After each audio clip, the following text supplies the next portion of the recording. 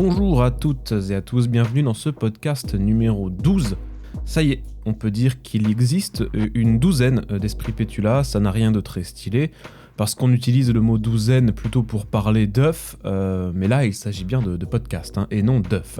Esprit Pétula, c'est un podcast qui parle d'art, mais pas que, qui est disponible sur la plupart des applications de podcast et aussi sur YouTube. D'ailleurs j'ai appris, comme d'autres, que Google Podcast, c'est ciao. C'est ciao. En effet, Google va supprimer ce service début 2024, au même titre que Gmail, HTML et Jamboard Google. Aucune idée de ce que c'est ces machins-là. Mais bon, en tout cas, les podcasts, si j'ai bien compris, vont eux migrer vers YouTube Musique. Donc, il faudra simplement changer vos habitudes, mais vous pourrez toujours écouter ou réécouter vos épisodes préférés d'Esprit Pétula.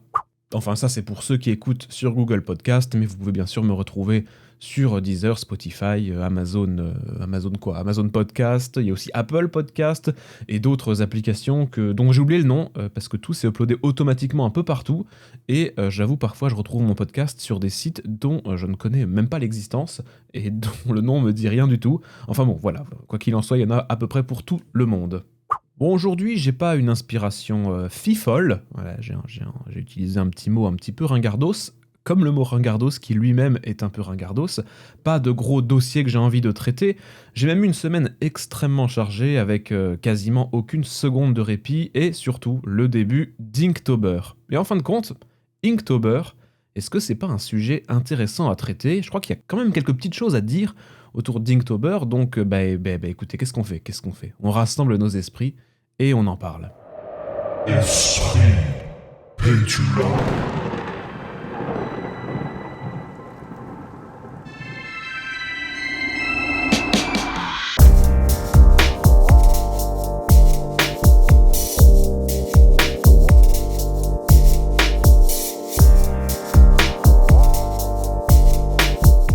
Bon, Inktober, petite définition rapide pour qu'on parte tous du même point de départ. Inktober, c'est un challenge pendant tout le mois d'octobre. Vous l'avez compris, c'est une contraction du mot ink, donc encre, et october, octobre.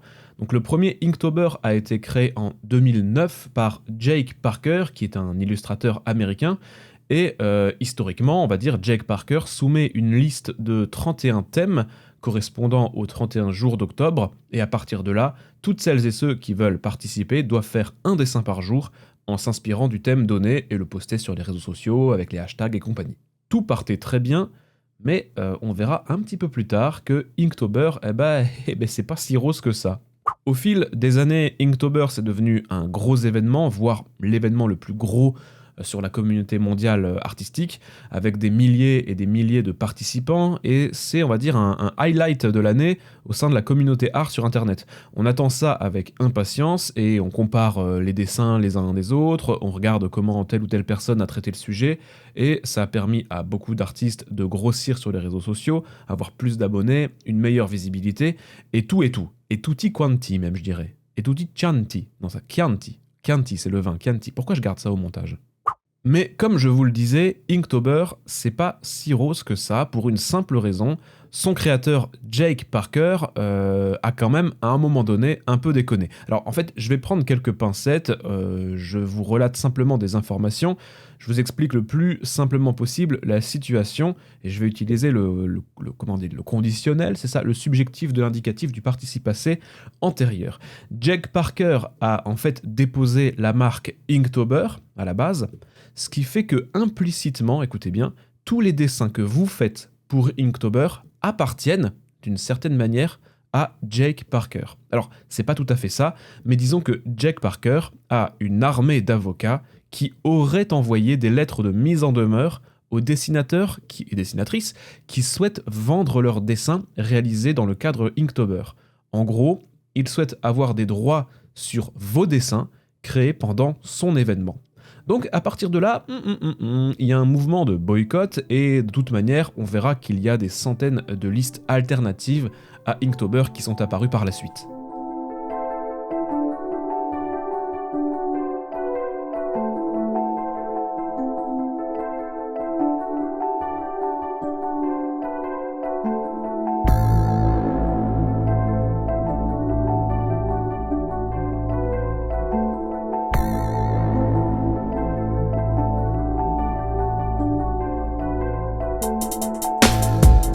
ma part, j'ai fait 2 Inktober complets. Je parle de Inktober de Jake Parker, donc le créateur originel.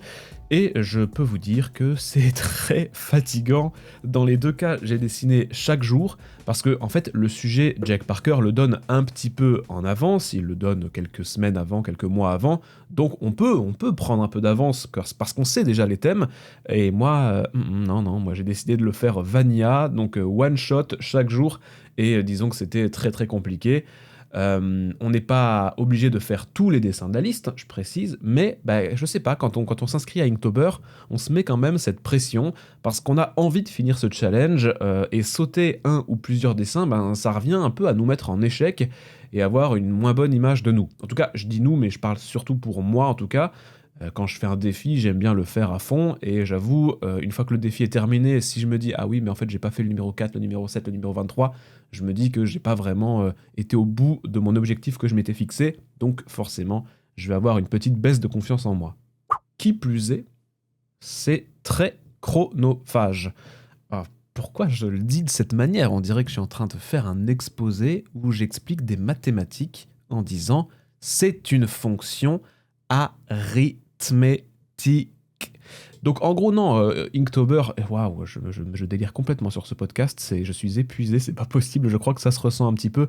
Inktober c'est très chronophage, un dessin par jour c'est long, déjà il faut trouver la bonne idée, parce qu'on sait que par exemple si le thème c'est araignée, on se doute que beaucoup de gens vont dessiner une araignée, donc on a envie de prendre le sujet un peu à contre-pied, donc on commence à réfléchir à comment on pourrait contourner le sujet pour quand même être dans le thème, en ayant une proposition différente. Donc ça prend du temps déjà de trouver l'idée, et puis ensuite il faut dessiner.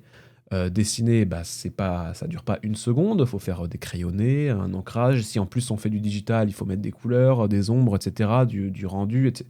Donc en fait ça prend beaucoup de temps en fait de faire un dessin par jour, mine de rien.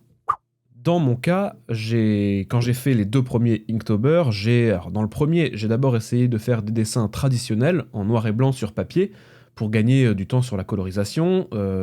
C'était difficile, mais c'était jouable. Il y a toujours des jours où on n'a pas trop le temps de dessiner et du coup on repousse l'heure du coucher pour terminer son dessin. Donc parfois on termine le dessin à 2h du mat et on est épuisé juste pour être sûr de bien l'avoir validé. Ça ajoute parfois un stress qui peut être assez désagréable, mais c'est comme ça. Et puis le fait de le faire sur papier, il y avait un côté, on va dire, je fais l'Inktober tel qu'il a été conçu au départ, à savoir Inktober, donc de l'encre sur du papier, de manière très traditionnelle. Et puis la deuxième année, je me suis dit, cette fois-ci, je vais le faire en dessin digital, mais je vais le faire en mode simplifié, sur des sortes de logos, de tout petits dessins. Mais le problème, c'est que, une fois que je postais mes dessins sur les réseaux, je me disais, mais en fait, c'est bizarre, les dessins là que je viens de faire pour Inktober, ils sont beaucoup plus simples, beaucoup moins aboutis que le reste des dessins que j'ai envie de montrer au monde. Et au final, ça me décevait un petit peu de proposer des dessins de moindre qualité aux personnes qui me suivaient.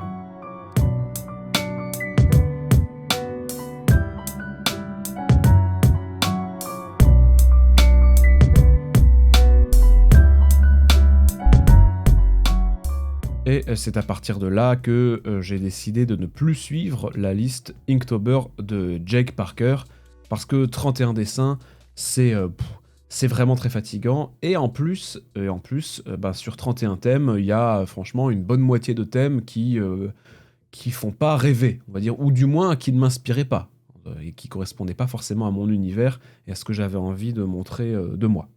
Beaucoup d'artistes, avec des communautés plus ou moins grandes, ont eux aussi proposé une liste Inktober, et là, à partir de là, ça a tout changé, parce qu'il y a des listes thématiques en fonction des univers des artistes. Donc par exemple, une illustratrice, et je cite Alba Balestra González comme ça, qui elle a un univers très ésotérique, peut proposer sa liste avec des thèmes du coup très particuliers, et ce sont des thèmes qui vont par exemple résonner chez un public, dont moi, et donc m'inspirer davantage. On peut aussi avoir, des thématiques comme le Sword Tumber, où dans ce cas-là, il faut dessiner une épée par jour, et à chaque fois, il y a toujours un thème qui est apposé. Donc vous dessinez une épée de feu, une épée qui rigole, une épée bouclier, enfin j'en sais rien, il y a plein de thèmes avec un objet que vous pouvez custom tout au fil du mois d'octobre. Et puis surtout, il y a des listes qui ont été faites par des illustrateurs et illustratrices qui ont bien conscience que dessiner 31 dessins, c'est compliqué, et qui du coup vous proposent moins de dessins à faire pour continuer à prendre du plaisir et à s'appliquer autant qu'on peut. Et donc l'année suivante, c'est une année où j'ai fait plusieurs listes Inktober. En fait, j'ai un peu pioché à droite à gauche sur différentes listes de personnes que je suivais. Donc un coup, j'ai fait la liste de telle personne, ensuite le lendemain ou le surlendemain, j'ai fait un dessin d'une autre liste, et ainsi de suite. Comme ça, en fait, je me suis fait mon Inktober sur commande, sur mesure, et ça m'a plutôt plu, mais j'avais quand même ce petit goût de ouais, bon, je me suis pas foulé, j'ai juste été chercher des thèmes qui me plaisaient, et puis j'ai fait un dessin. Mais bon, après tout, ça reste Inktober quand même, et je pense qu'il faut avant tout prendre quand même du plaisir à faire nos dessins, et puis c'est le principal, quoi. Et puis dormir, surtout, il faut dormir. L'année dernière, je suis tombé sur une liste proposée par Andy J. Pizza, comme la pizza, qui s'appelle le Peptober et qui est très orienté sur le rapport qu'on a avec sa communauté. Donc c'est poster des dessins de nous qui datent de quelques années, des work in progress, essayer d'interagir avec les utilisateurs et les abonnés. C'était une liste plutôt soft car il y avait beaucoup moins de pression et puis beaucoup de réutilisation d'anciens dessins. Donc moi ça m'a plu de faire ce genre de liste beaucoup moins stressante qui propose vraiment une sorte de transparence avec sa communauté et essayer de tisser des liens un peu plus forts. C'est vrai que sur les réseaux sociaux, je pense être une personne assez froide et le fait qu'il y ait un défi du mois d'octobre conçu pour ça, justement, pour y remédier, ça m'a plutôt intéressé. Donc c'est pour ça que l'année dernière, j'ai fait une liste alternative vraiment faite pour moi. Enfin, du moins, c'est comme ça que je la voyais.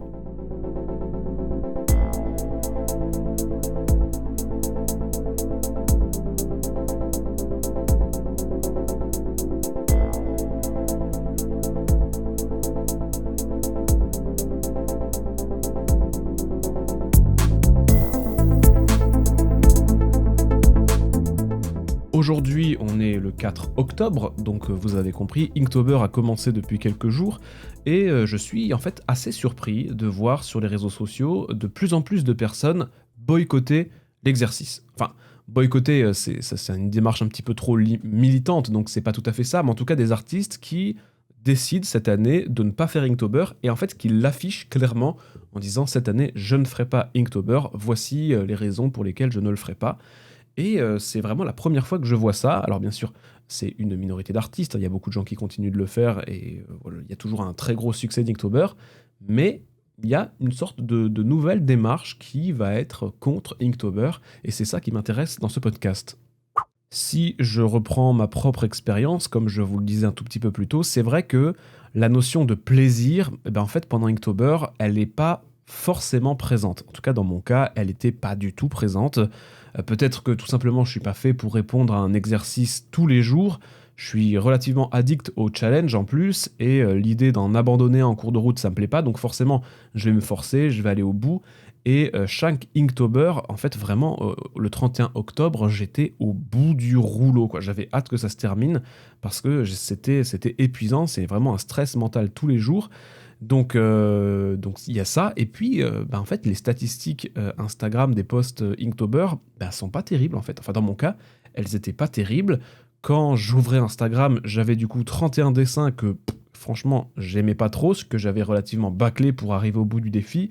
Donc 31 dessins sur un feed Instagram, c'est quand même, ça prend de la place. Donc voir comme ça que nos 31 derniers posts sont pas foufou, c'est quand même pas terrible. D'ailleurs, aujourd'hui, là, j'ai voulu retrouver mes dessins pour les revoir et je me suis rendu compte que je les avais tous archivés. En fait, j'ai rien gardé d'Inktober, du moins des deux premiers, comme je vous le disais, avec ceux que j'ai fait sous la houlette de Jack Parker.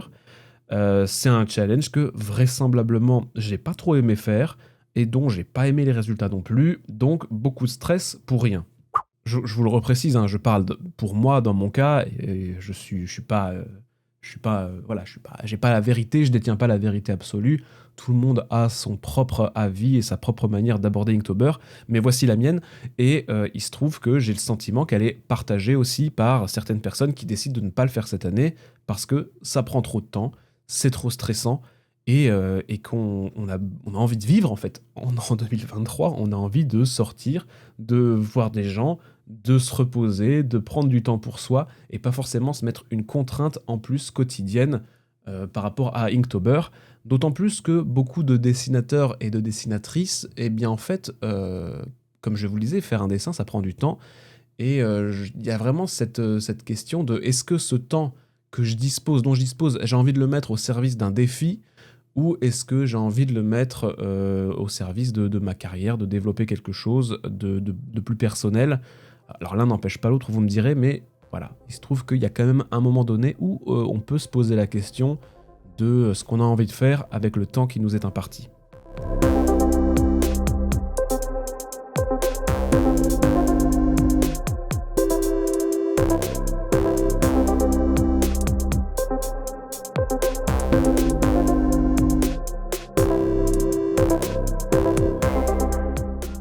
La meilleure chose à faire, je pense, c'est d'aller piocher un défi qui est fait pour nous, en fait, qui est fait pour nous. Souvent, quand on suit des artistes sur Instagram, il y a de très fortes chances que, si c'est des gros artistes, on va dire, avec des grosses communautés, et encore, c'est pas forcément vrai ce que je vous dis, il y a des plus petits artistes qui proposent aussi leur propre liste, et parfois, on peut se greffer du coup à quelque chose qui va plus nous correspondre. Moi, cette année, j'ai du coup pris la liste d'Alba Balestra Gonzalez, que j'ai mentionné un peu plus haut, qui est une liste tournée autour de la magie, de l'ésotérisme, des crânes, voilà, bon, voilà, vous voyez complètement mon univers, quoi. Et en plus, c'est une liste qui, on va dire, n'impose, et encore une fois, le mot imposer n'est pas forcément le bon, parce que c'est à vous de voir si vous voulez le faire à fond ou pas, si vous voulez faire tous les thèmes ou pas. Mais en gros, sa liste, elle est assez versatile parce qu'elle propose de faire 3 dessins par semaine. Disons, c'est même pas ça. Elle propose 3 thèmes par semaine et vous pouvez bien sûr faire un seul dessin par semaine qui regroupe ces 3 thèmes. Donc par exemple, semaine 1, c'est la semaine là en cours pendant laquelle sort ce podcast, il faut faire un dessin de masque, de flèche et de faux. Donc tu peux très bien vous pouvez très bien faire un dessin avec, je sais pas, un personnage masqué avec une flèche et une faux, voilà, si vous voulez. Ou alors vous pouvez faire 3 dessins avec chacun un thème, ou 2 dessins, dans le premier dessin il y a 2 thèmes, et dans le deuxième dessin il y a un des thèmes qui est traité. Vous faites votre popote comme vous voulez, et à la fin du mois d'octobre, au lieu de faire 31 dessins, vous en aurez 12 ou 4 si vous en faites un par semaine. Mais a priori, vous avez pu passer un petit peu plus de temps sur chaque dessin. Et moi, là, je suis ravi de prendre vraiment le temps de faire des dessins un peu plus quali que ceux que je pouvais faire à l'époque où je devais pondre un dessin par jour sous les listes de Jake Parker. Donc, beaucoup d'alternatives. Et vraiment, le conseil que je vous donne... Alors, bon, certes, ça a déjà commencé Inktober, donc j'arrive peut-être un petit peu après la bataille. Mais surtout, ne vous mettez pas la pression...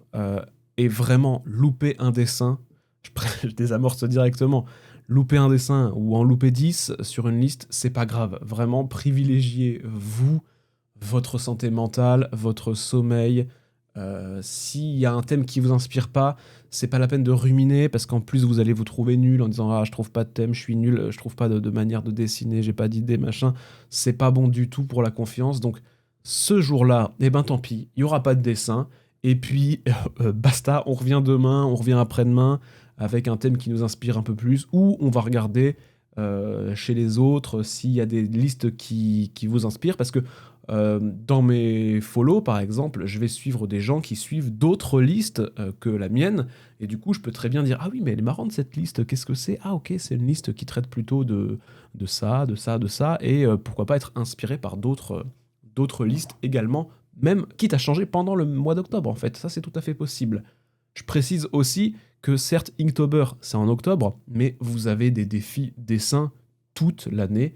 Toute l'année, ça n'arrête pas. Sur Internet, vous avez les Draw Design Your Style Challenge, vous avez les Character Design Challenge, vous avez, je sais pas, là j'en ai un qui me vient en tête, c'est le Kaijun. Donc tout au long du mois de juin, vous dessinez des kaiju, des gros monstres avec des thèmes particuliers.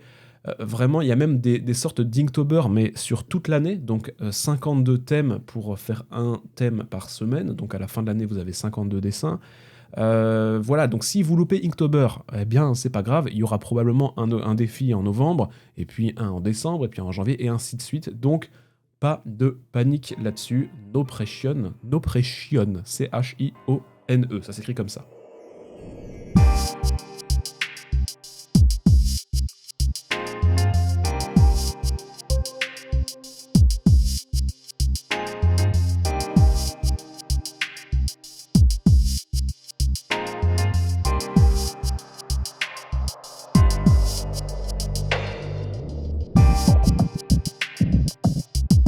Par rapport au boycott, je suis pas sûr que beaucoup de personnes connaissaient l'histoire de Jake Parker et de ses avocats, comme je le disais au début du podcast.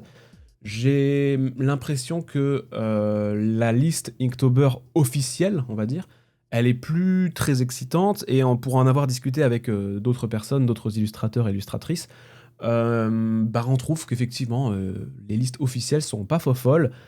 Quand on voit que maintenant il y a énormément de listes alternatives qui sont bien plus excitantes, avec des thèmes beaucoup plus rigolos, beaucoup plus fun à traiter. Là vraiment, celle de cette année, elle est pas terrible.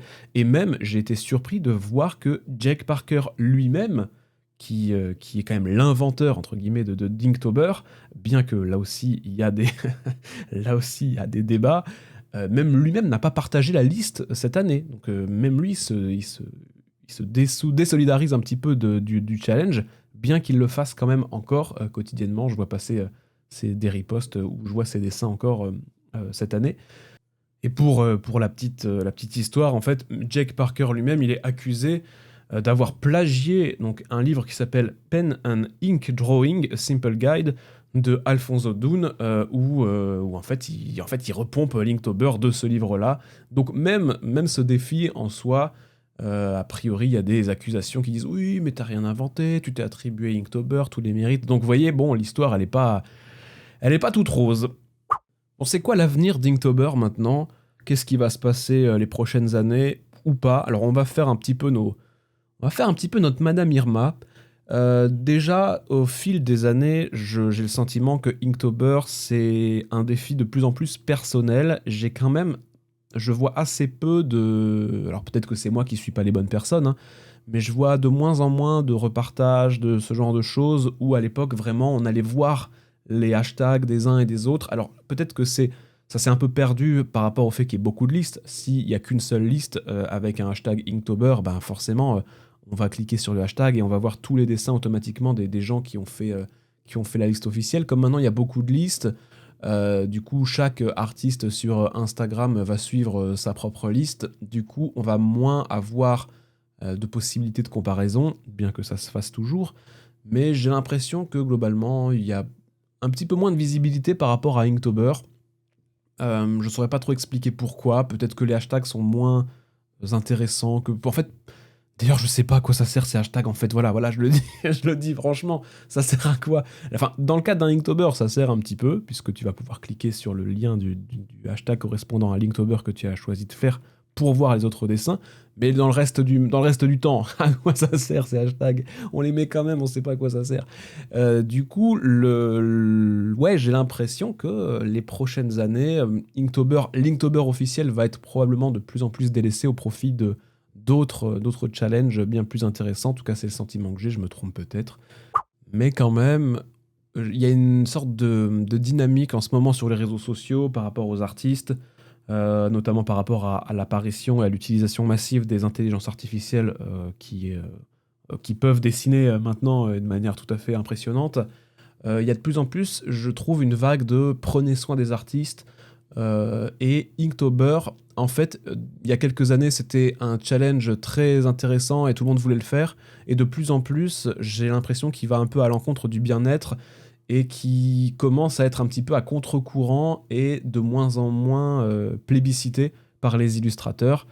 Mais voilà, comme je vous disais, le principe des réseaux, c'est qu'on suit des personnes qu'on apprécie et que forcément, moi, je suis entouré dans les réseaux sociaux par des personnes qui ont tendance à penser un petit peu de la même manière que moi, et peut-être que je suis complètement dans une bulle toute petite et que la majorité des gens sont excités au possible par Inktober et font ça avec passion. Simplement, moi, je les vois pas parce que je suis dans ce cercle fermé. Je serais curieux d'avoir votre avis d'ailleurs sur cette question. Est-ce que vous faites Inktober ? Est-ce que, comme moi, vous avez le sentiment que c'est un petit peu délaissé ? ou est-ce que finalement vous, ce que vous faites, c'est des pizzas, 4 fromages, et vous vous en fichez complètement du dessin. C'est tout à fait possible. En tout cas, je vous passe le bonjour si vous êtes pizzaiolo.